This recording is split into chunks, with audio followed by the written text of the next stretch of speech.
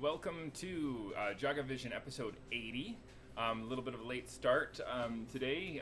We're figuring out some audio issues, but I feel like I start almost every episode that way.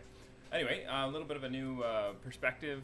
We were just doing the Victoria Tea Festival over the weekend, so if you haven't seen it, you should totally go check it out. It was an online festival, sort of like concept being somewhat of a glorified JagaVision, in that there was a bunch of volunteers with the International Tea Appreciation Society taking this idea of meeting with different industry folks and making it into a full event.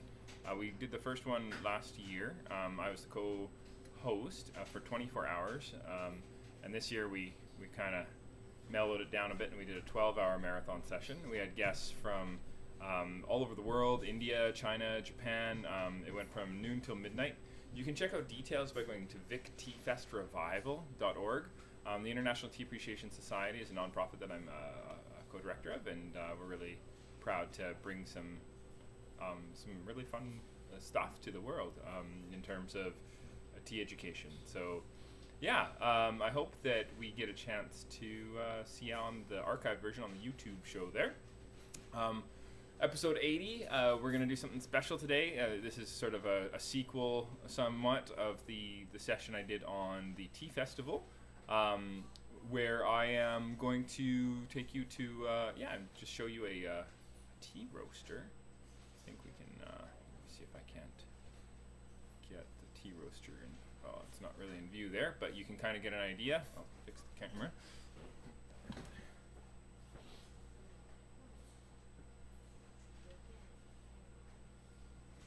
A little bit better. I'll get back there in just a sec. So yeah, you just get a chance to check it out. We're gonna fire some Sencha today. We're gonna go through this process of firing that is not really talked about that much. We're gonna be joined by Sherri Anne from Sister Speak in a moment here. I'll just make sure that she's got the invite. So I'll just blank the screen for a sec. So go and just confirm that she is. Oh, there she is. Okay, awesome. There she is. Okay. So, Cheyenne, hey, how's it going? Good. Sorry, I had a little last-minute operation I had to take care of. How you doing? I'm doing well. Doing well. Actually, I just started the show. Perfect. Yeah, works out, right?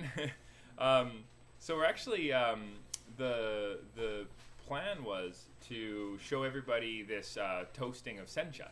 I was just explaining, I was about to go into what that even means, so this is kind of ideal time for you to be joining. So let me pin the roaster here. Ooh, should I start making some Sencha?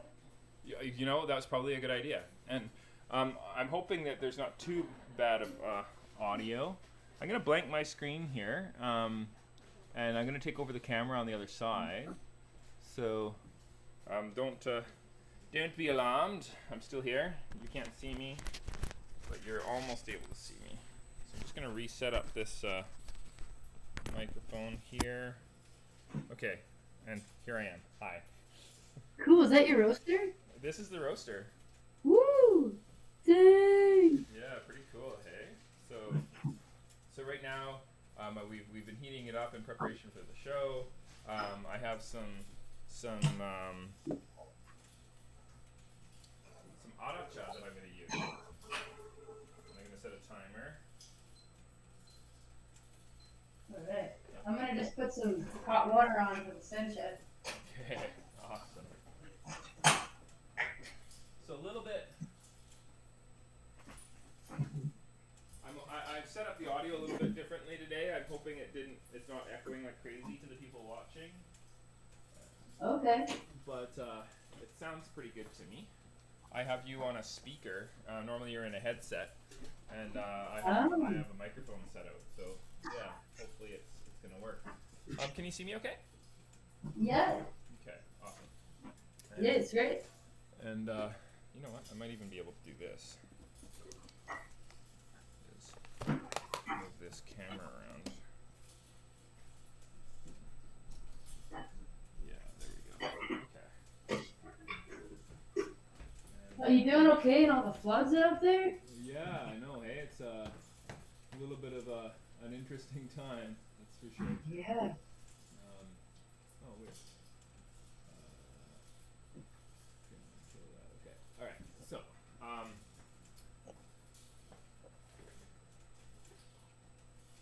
yeah. Okay. Do that right. There we go. That should be good. Down more. Okay. A little bit more. Okay. Oh. Okay. Is that good? Okay. So, essentially, we're working with Aracha. Have you heard of Aracha before? Have I talked to you about it at all? No. Tell me more. Okay, Please. so essentially, what happens is when you're working with Japanese tea, they take their harvests when they harvest them to make them into green tea, and they take them to a tea factory called like a Sencha Koba,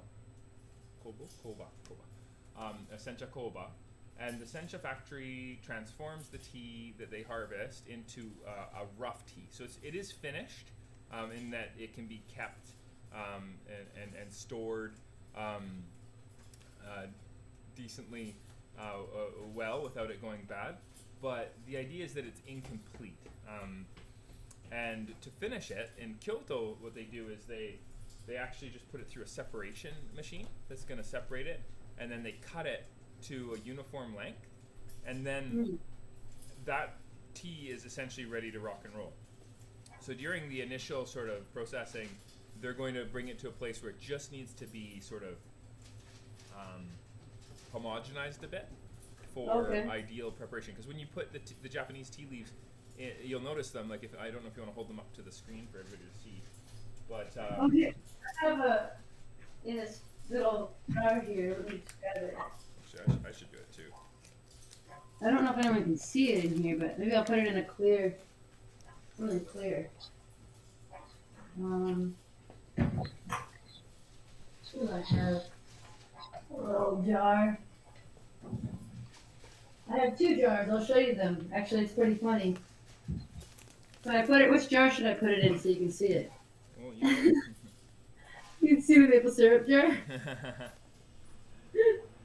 Can you see that? Oh, nice. Oh, I can put it on something like that. Yeah. So this is essentially the aracha. Doesn't this look like sencha? And yeah. And you'll notice when you're looking at sencha leaves that they are quite small generally. They're a little bit brittle because they've been steamed, and lots of sort of interaction with the leaves to bring out some really interesting flavors, etc. But when you get to the south of Japan in Fukuoka, they do a process called hiire, where they're actually they're firing the leaves a little bit. They're introducing heat to finish they call it finish firing. So what it does is it curbs the tannins a bit and it mellows out the sugars. And so the sencha that you get from Takaki, who's from southern Japan, is going to be in this style. Okay. Whereas in Kyoto, they want to not do that because they feel that it interferes with protecting the aromatics. So everybody's a little bit different, in how they're going to finish their teas. But as a general rule of thumb, you could say that the middle of Japan is more about keeping it raw, and then the south of Japan likes to fire it a bit. So when you fire it, it doesn't change the color. It's just a whisper of heat, right? So there's just a very, very mild development of flavor that personally I think is really interesting. And so we're finding out more and more that even though it's not officially done in Kyoto, there's even a lot of places in Kyoto that do it, even though they're a little bit embarrassed to talk about it. And I don't think they should be embarrassed. I think it's actually really cool. But anyway, when we got this tea roaster, I got pretty stoked because I felt like there's a lot of opportunity here for us to learn about that roasting process. So have you ever heard of a roast curve before? No. So apparently when you're roasting coffee, for example, they end up making a roast curve where they establish some coordinates for how they're going to bring out a profile or flavor profile for a particular a batch of beans. So they want to hit a temperature of the drum, and then they want to bring the coffee green beans to a particular temperature. And once they've reached that temperature, they want to turn down the roaster, and then they want to let it sort of curve down a little bit, and then they want to empty the roaster. So, so there's kind of 4 coordinates that you're working with: a drum temperature, and then your initial coffee green temperature, and then you want a secondary drum temperature, and then a secondary coffee temperature. Does that make sense? So when you're brewing it, so for the one that you sent me, this one right here. Yeah, why don't you make it like Takaki likes to make it? He likes to do 10 grams. Okay. 180 milliliters, 70 degrees centigrade for a minute and a half. Wow, that's gonna be strong. You could also do half that, so 5 grams, 90 mils. So Okay. it's the same thing. And then if you find it too strong, you can always dilute it a little bit after. And then, what would be the way that you'd steep the roasted one versus the way that I do the non-roasted one? Well, you don't have a non-roasted one. Oh, it is roasted. Yeah. Oh, I have roasted right here. You are drinking roasted Sencha. I just put aside some so I'm starting a timer. This looks so funny. I'm sorry, I don't want to distract you, but I've decided to make this maple syrup glass jar in my water bottle. That's what it's gonna be. It looks like I'm drinking vodka, but I'm not. Awesome. So I just I put in the tea, and before I put in the tea, I was measuring the drum, and the drum was 80 degrees centigrade. Okay. And What does it need to be? And then I put in the tea, and I'm trying to bring up the tea to a similar temperature, but it's quite a bit colder. So it's kind of like, you know what it's kind of like doing? What? It's kind of like frying up some sort of meal. You know, like when you put in vegetables in the beginning, they're gonna be a little bit. They're gonna be a little bit colder until you pass heat through them and you get to that ideal temperature. Okay. A minute and a half is what I'm steeping it for. Can you see that okay? Yeah, that's so cool. Isn't that rad? So you got the sencha raw and you're roasting it yourself. Yeah. That's so cool, and you learned how to just do it. Well, Takaki-san has been helping me out. So this is my 3rd time doing it. Wow. Yeah. Cool. Pretty. So 90. I'm transferring the water. So 90, 80, and then one more glass. Where are you, glass? 80. I guess I could use this one that I'm going to use in a sec. So 70. So I just sit here with the timer going, trying to achieve a particular temperature. What temperature? Well, it changes depending on the tea, and I'm kind of experimenting with lots of different temperatures. But the key is to kind of keep it under 100 degrees. But the difference between, like, we were cupping, I remember 88 degrees versus 93 degrees versus 97 degrees with Takaki-san.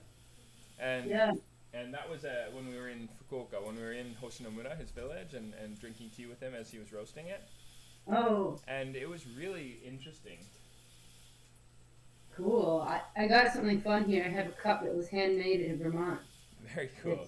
At a tea festival. Yeah. I mean, not a tea festival, at the farmer's market. Okay.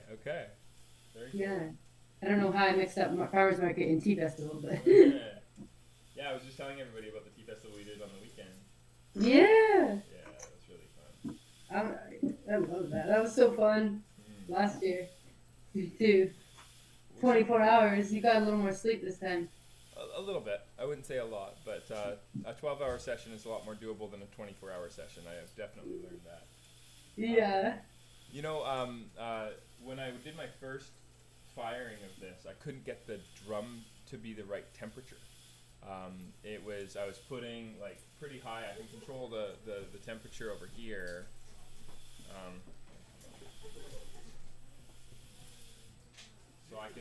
So So this is the control panel, right? Oh, okay. And the bottom left there, I'm controlling. So the temperature I can set is the green, and then the temperature is the red. And then it also gives me an analog reading. And then in the top left, we spent some time with Takaki-san just trying to develop an ideal drum rotation. So because you can control the speed of this drum spinning. And that's Where is this? Sorry. so that's the dial on the top left. See? There's a little black dial. Oh, that's the speed right there? 21.3 is the speed, yeah. And then that's the temperature of the drum. And then I'm using this laser gun to measure the temperature of the leaves inside of the drum. Oh, wow. And then when I can nail these particular coordinates, then I know that I've hit this ideal kind of place.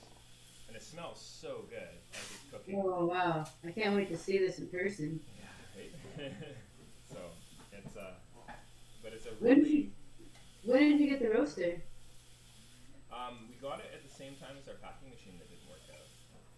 Oh, wow. Yeah. Ooh, this Sencha smells really good. Yeah, right? Wow, that's intense. I like it though. It's like really strong but not tanniny. Yeah, you know, he actually, Takaki-san, when he was, when we were helping him out with the shade growing mats, we went and worked with him and did a whole thing where we were,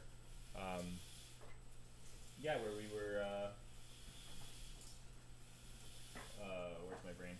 Where we were helping him put the shade growing covers on top of the tea garden. When we were doing that process, we would have tea that way basically every 2 hours. Oh, wow. So it's kind of like a little bit like a tea espresso, you know? 90 mils of water, it absorbs quite a bit of it. You only get 70 grams out because of the absorption of the leaf. And you get this really... How do you feel about me? Oh, sorry, I didn't mean to cut you off. There's a little delay, so... No, go ahead. What's up? Oh, I was curious. You found this Bodum for like $20 out here. I don't know how it was priced, but how do you feel about making tea in a Bodum? I've never tried it. It could work out. Yeah, why not? Slow drip pour over, they do with coffee. I wonder what kind of tea would be good for this style. You know, you could actually probably... That's an interesting thing you could do right now if you want to, while we're roasting tea. I'm scared to use it because we have it for the potential subletters coming in. Okay. But Well, my thoughts on it, on what you can do is it's 100%. Now, the issue is that coffee oils stick around pretty strongly, even if you use Kafiza or some sort of more intense cleaner for getting those oils out. You're gonna get coffee flavor in your tea. So if you're gonna use coffee equipment for making tea, I often recommend people use it exclusively for tea rather than going looking for it. Or just knowing that it'll taste a bit like coffee and just being okay with that. Yeah, that always happens at restaurants when they use coffee equipment. Do they does the tea leave a taste for the coffee? I find that the coffee overpowers the tea. But that being said, I'm sure that there's going to be a little bit of that, especially if you make a tea really strong and you don't clean it. Even more so, I guess, where you would impact the coffee flavor for sure is with some kind of super aromatic sort of masala chai kind of contraption, or like a scented tea, like an Earl Grey, where there's an actual sort of essential oil that's going to stick around for all of eternity. So if you did make an Earl Grey in that, for example, then your coffee would taste like Earl Grey, where that bergamot flavor would come through. But if you made a Sencha, it doesn't have that same kind of oil that's going to be around after the apocalypse kind of thing. You're gonna have you're gonna be okay. You know what this would be fun with is rooibos. Yeah, 100%. I actually saw there was a gas station in town that was making rooibos like in a coffee pot, and you can totally do that. Like you just put it in and it like drips through, and just it needs that really hot water temperature though. I mean, you need a lot of it for it to be rich and beautiful, but you can use a lot of the same equipment that you use for coffee brewing to make a rooibos. In that situation, we do a pour-over style. You could take a hotter water, like a 90 degrees centigrade, and you could do a 30-second of contact for the leaves in the water, and then you could take it out and use kind of a lower brew ratio. So instead of doing what you've done there, which is this pretty intense brew ratio, if you did that with really hot water, it might not be as awesome as if you just do like something like, I don't know, like if you're gonna make a cup like 240 mils, you could use 4 grams of Sencha, and then you could put 90 degrees centigrade water on top of it. And most people would think that that's crazy because you're going to burn it and you're going to bring out way too much astringency. But it really does depend on the origin that you've sourced your Sencha from. Some places are going to have Sencha that can handle that, and I find that southern Japan is definitely one of them. So the Sencha you have there that's from Hoshinomura in southern Japan can definitely handle that. Or if you go into Shizuoka, where they steam a little bit deeper, it seems to have to be, it's sort of interconnected with this deep steaming. Because I don't know if you remember, but what makes a green tea is it's all about controlling the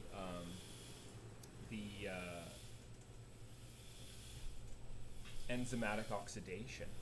So polyphenol oxidase gets deactivated via heat, and in Japan it's mostly steamed. But the length of that steaming process is going to play a key role in the identity of that region's tea. So in Kyoto, it's more like a lighter steaming, or asamushi, so they say 30 seconds, and whereas in Fukuoka, it's a much deeper steaming at 45 seconds of steam. So a difference of 15 seconds doesn't sound like a lot, but it actually does make a big difference. Yeah. That's interesting. How long will you be roasting it for? We got a 15-minute to 20-minute max, and so I think we're at a good place where I'm gonna actually. I think I'm seeing that the tea has hit the temperature of the drum, and it, I'm doing like I'm experimenting with a fairly low temperature. I had it at around 80, and I was like, okay, I'm gonna put it in, and but it doesn't seem to. When I put the tea in, it dropped 10 degrees, the drum, and then the tea was down at around 40, and then 50, and then 60, and now it's been hanging out in there at 70 degrees. But I'm really hoping to get it up closer to 90. But last time I did this, when I was doing the tea festival, I found that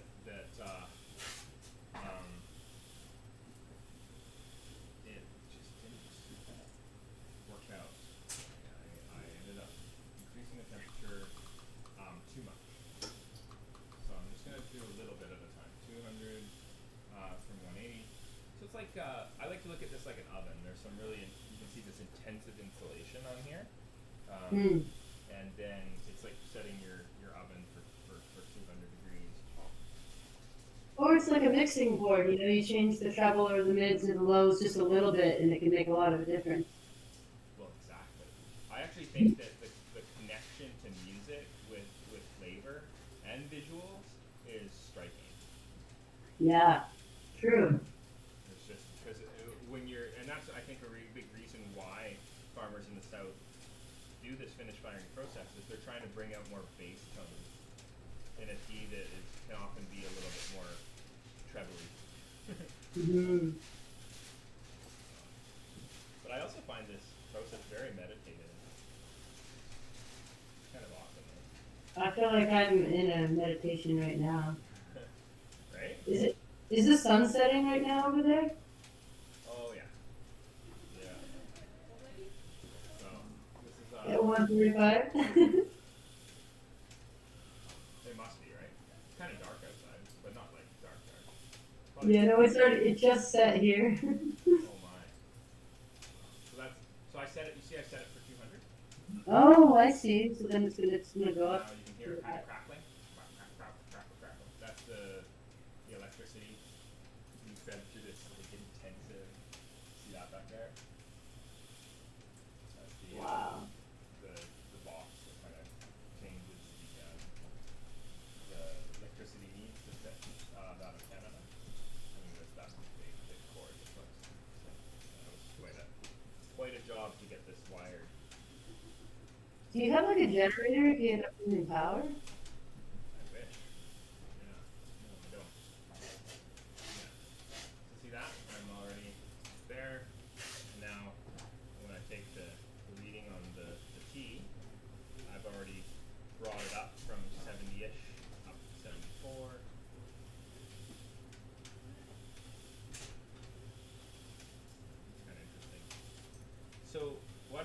Do you have a sieve? I do now. I just got this, and it's stainless steel. I got it at the store randomly at like winter style silver, you know? Okay.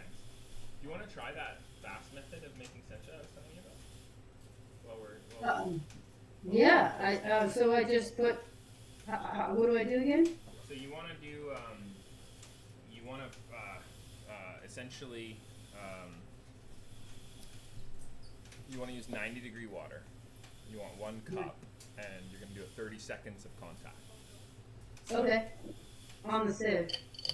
You could put the tea on the sieve. I do a slow pour over the sieve for 30 seconds. But you might. Okay, I'll do that. My water just boiled, so it should be 90 now. It boiled like 10 minutes ago. I'd boil it again and do the vessel transfer system if I were you. But okay, let's do that. 10 minutes can be a little bit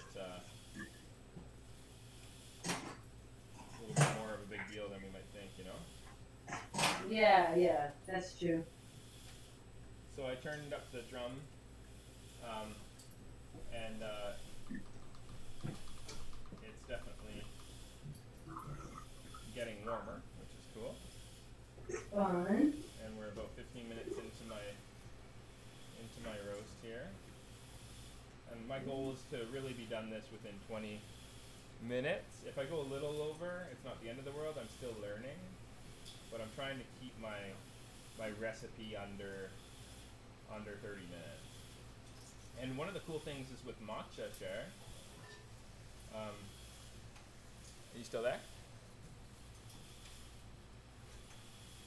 Hello.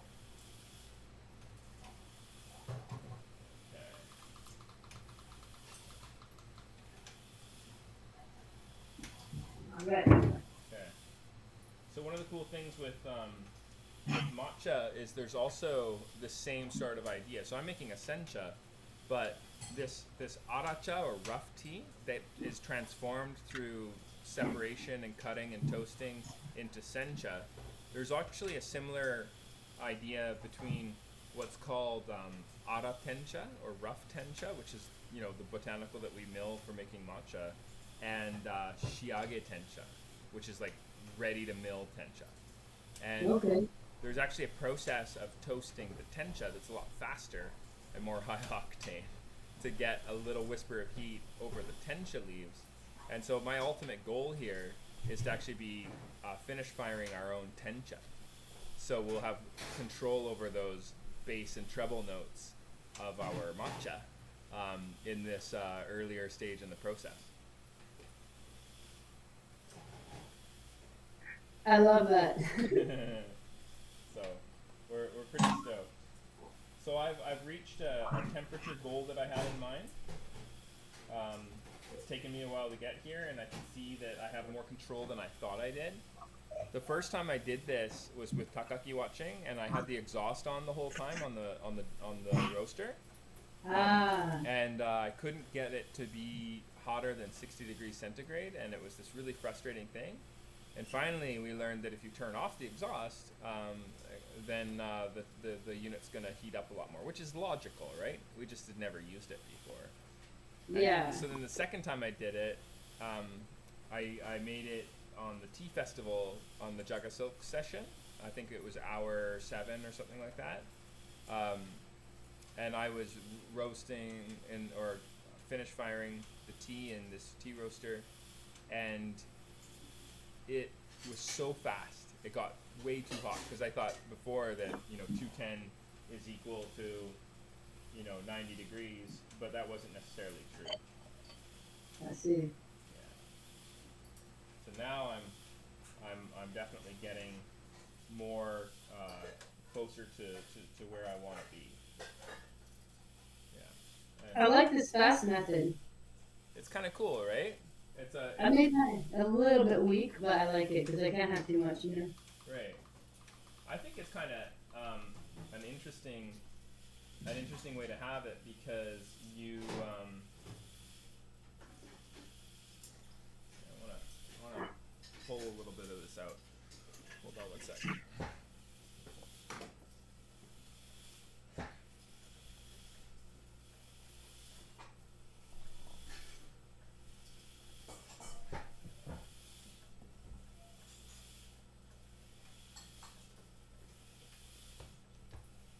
one of the things we're supposed to do is we're supposed to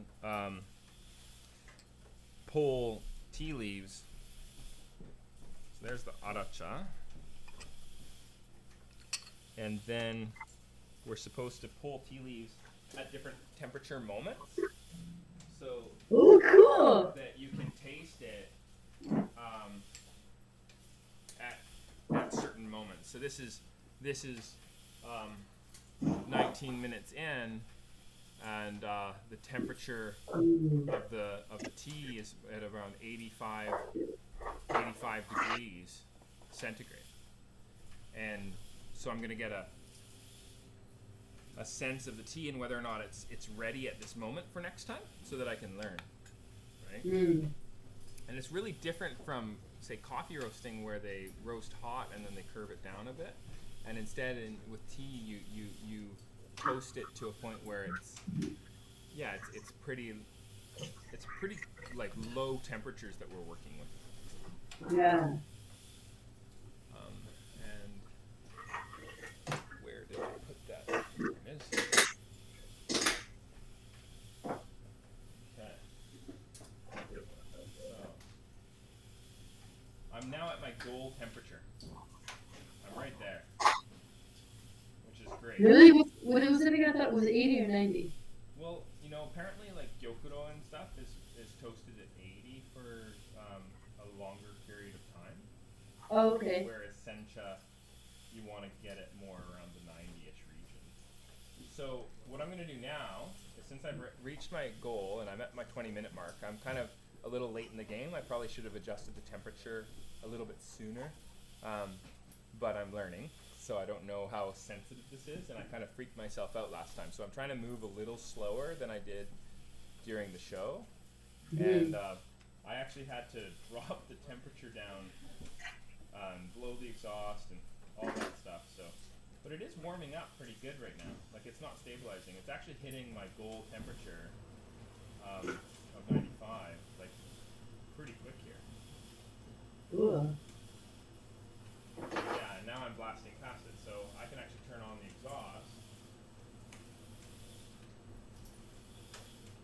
And I'm essentially ready to drop it. Is the exhaust steam?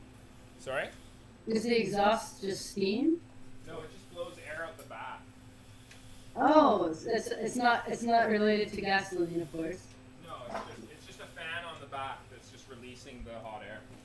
Oh, cool. And so, yeah, I don't know if anybody out from upstairs wants to look down as I drop the tea, but this is kind of a cool moment. Oh, So, yeah. Let me come down. Yeah. So I'm at the kind of ideal temperature. Yeah. I'm actually right there. I'm right at my 95 goal. So, and I've managed to stabilize there. Wow. And I'm at 22 minutes. Dropping the tea. I feel like I'm at a carnival. Turning off the heat. Okay. That. Wow. Can you see that? Yeah. Bring it down a little bit. Down there.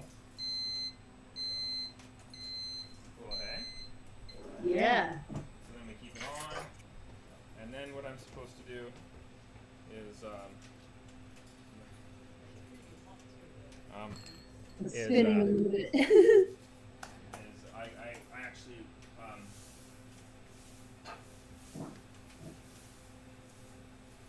this is cooling. If you let it go in a lump. I think the camera's in the wrong direction. I think it's reversed. Oh, Oh, there we go. that's funny. Woo! So we have the Sencha. Oh, not as broken, I know, hey? I guess. It's a much nicer. Yeah, last time what I did is I had to turn up the drum rotation pretty high to try and cool it down because it got way too hot, and I ended up breaking the tea leaves by by spinning them too aggressively. This is probably my most ideal of the three. The first time it was like too. It's like the Goldilocks or something. It was way too slow the first time and too low, and then it was too short and too hot, and now I'm just right. So I've hit a really ideal place. Look at that bowl. It's a woven bamboo mat. Whoa! So I'm pretty stoked to drink this. So cool. And then what I do is I just leave the exhaust on, but the heat off on my my roaster here, and drop down the temperature goal. Although this doesn't matter at this point, as it's just going to cool, but just for next time. Yeah, so that's the Sencha cooling. Wow. And then basically, Takaki-san has a really big roaster, and he does a little bit more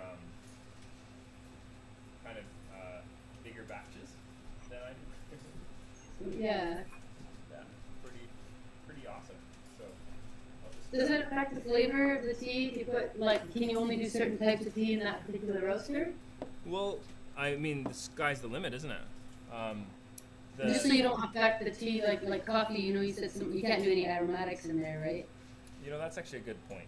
So, you know, I probably wouldn't be roasting coffee in this thing, but Yeah. but I will do different tenchas, and I imagine this is mostly going to be for sencha and tencha. Hmm. Is the idea.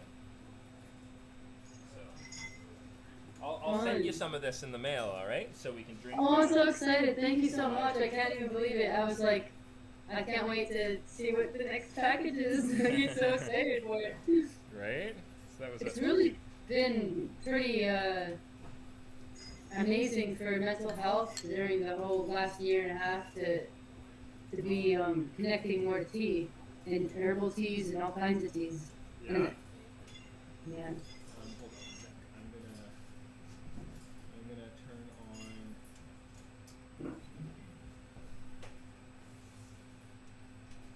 You right back. Just so the audience doesn't see the bottom of my face. I like the wood. Is that the ceiling? That's the ceiling of JagaSilk, yeah. Beautiful wood.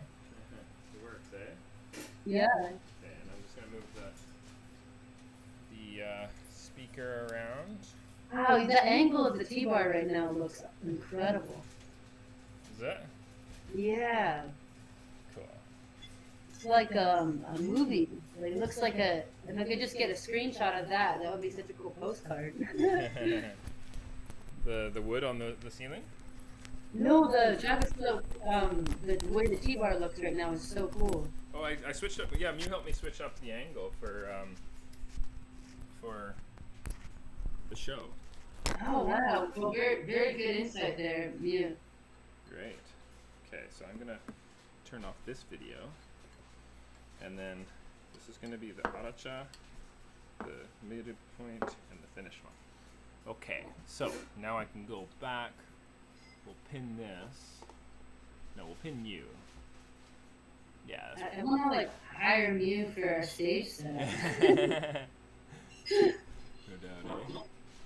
Okay, so that's funny. I just realized I have the roaster on as my main screen for the audience. There we go. Now they should be able to see. Let's see how that looks. Yes. Okay. Awesome. All right. So, so I'm looking at 3.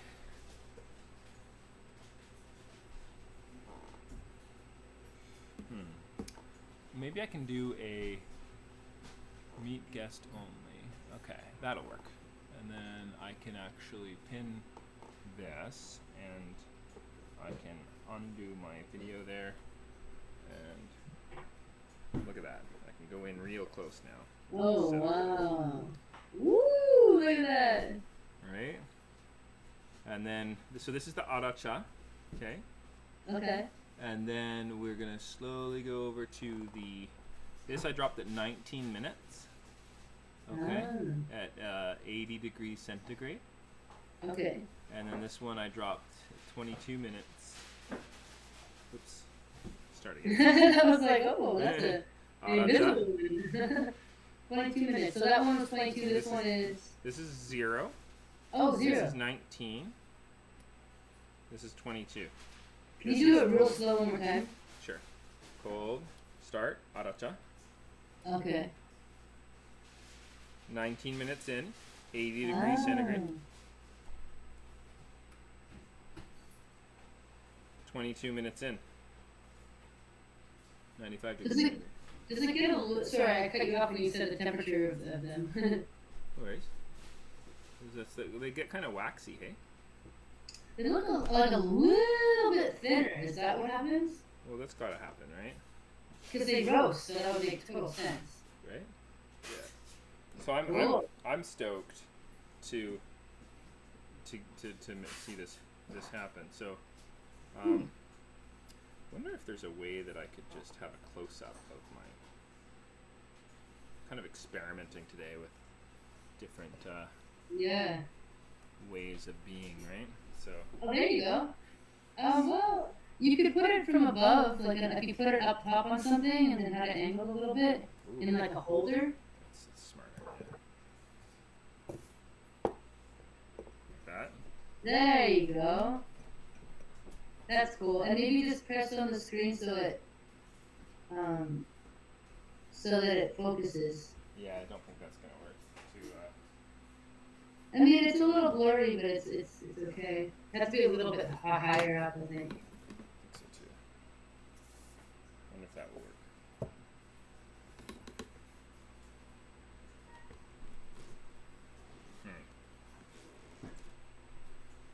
Nice face. Let me Experimentation. Okay, so.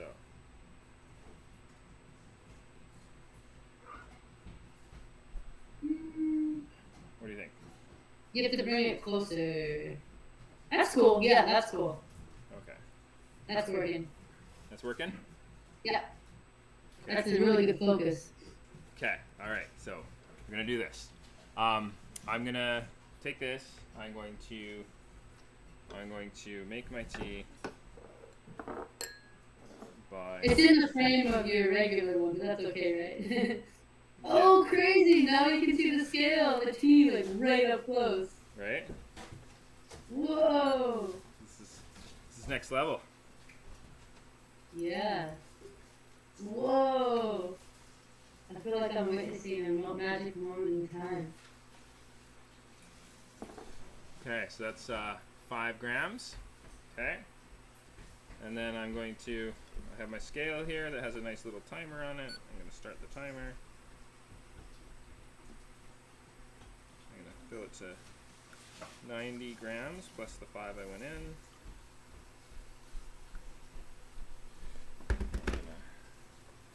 Lid the tea. Well, it's kind of cool to see it brewing, hey? Mm-hmm. But the dry aroma is kind of like raspberry ice cream. Like there's this really nice, gentle aromatic. It's extremely, extremely lovely.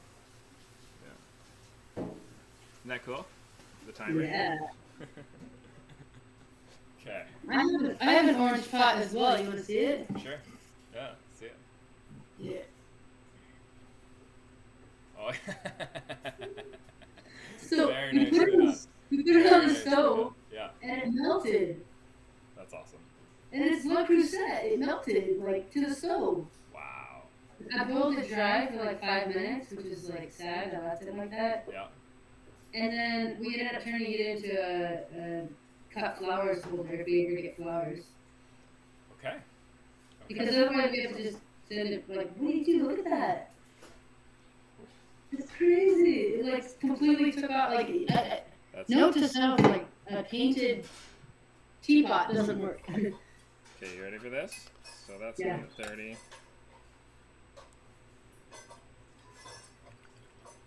Ooh. Feel like it's next level. Smells almost Wow. like apple juice. Yeah, the drip looks like a calming meditation. I'm like in the Zen zone. All you need is the Zen garden right next to that. Right. Okay. So in Japan, you often see these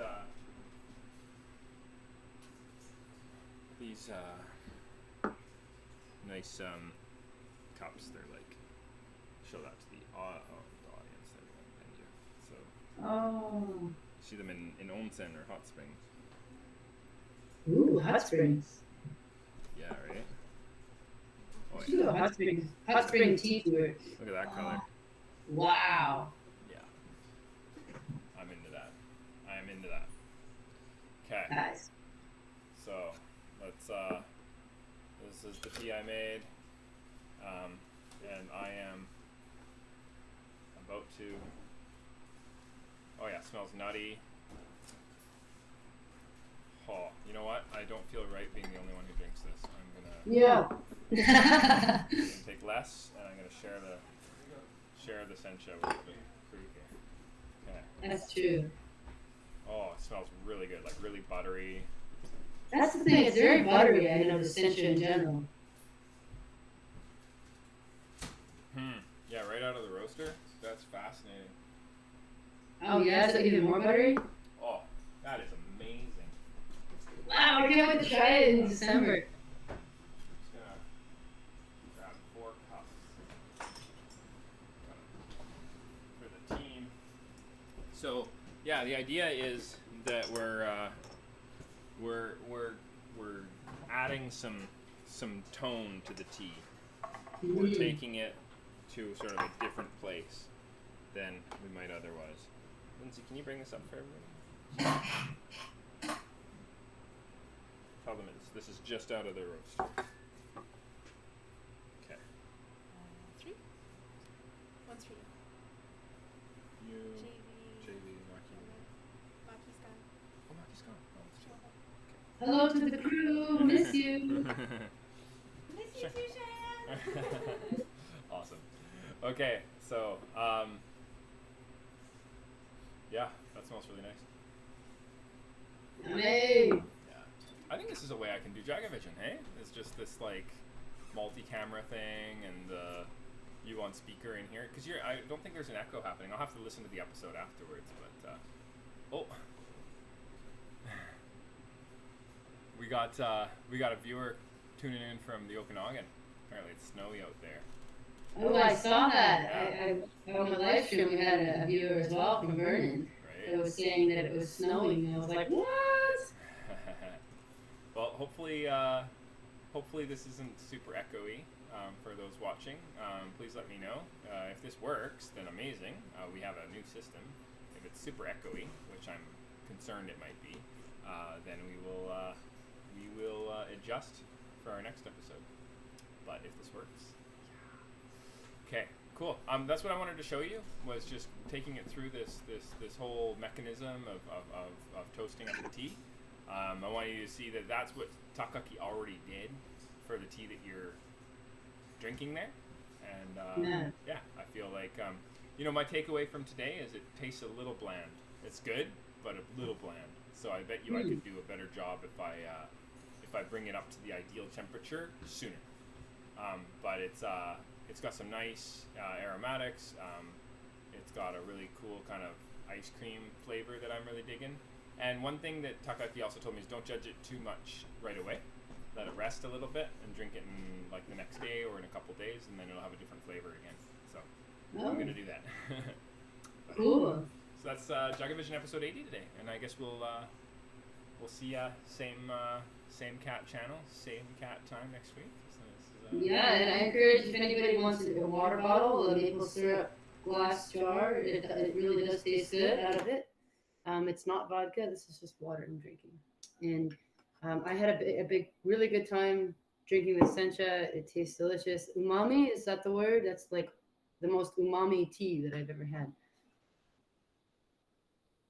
Cool. Yeah. No, let's. I'm glad to hear it. And people that are watching, I hope they tune into your Patreon and listen to how you dial in your sound, because it's pretty awesome.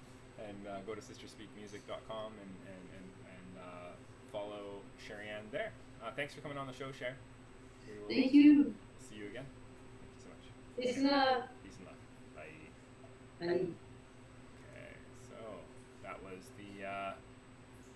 that was the Sister Speak, Sherri Anne. And we just drank some Sencha, and we will catch it next week, Thursday. We'll do 1 o'clock again. I'll take a look and see what the sound was like today. Hopefully it was good, and looking forward to sharing more with you next week. I'm hoping I can figure out the Tencha. It'd be pretty sweet to be able to toast up some Tencha. But today I was able to show you using the tea roaster and drinking some different selections from that process. So thank you so much, Jared Nyberg, JagaSilk. Go check out our stuff, JagaSilk.com, YouTube.com. If you're watching there, click the subscribe button, and you'll get notifications if you click notifications for next week when we go live. Also, don't hesitate to go back in time and check out lots of our old episodes.